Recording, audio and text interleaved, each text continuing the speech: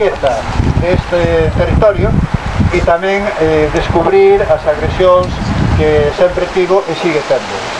En poucas palabras, o territorio é esa península da que se falaba antes, ese triángulo que uniría con o que é Fene con Mugardos e por outro lado con Cabanas, que desde o punto de vista natural está rodeado de tesouros: a ría de Ferrol, o río Xubia, o río Velelle, a serra do Porgoselo, o parque do Eume, actualmente moi tristemente de actualidade, e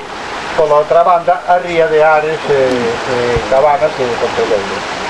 Esa península, ese triángulo no que ahora mesmo nos atopamos, está percorrido en boa parte e casi de lado a lado por ese río, o río Var,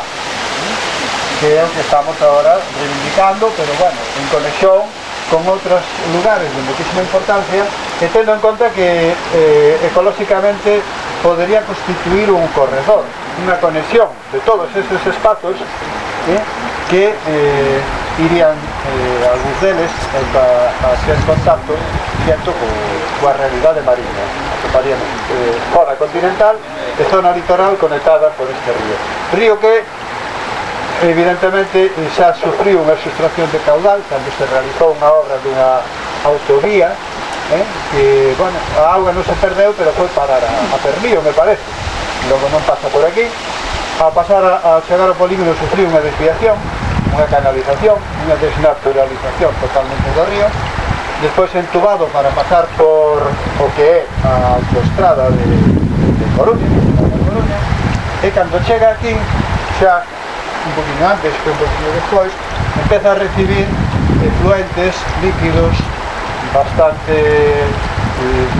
de bastante mal aspecto que proceden do polígono, cosa que non tiña por que pasar,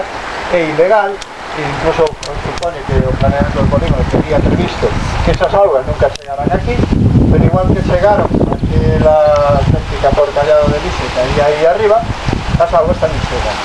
e a auga que se lle quita a este río máis arriba se lle devolve aquí en forma de auga contaminada. Eso é, en suma e en poucas palabras, a problemática que temos aquí, que temos que tratar de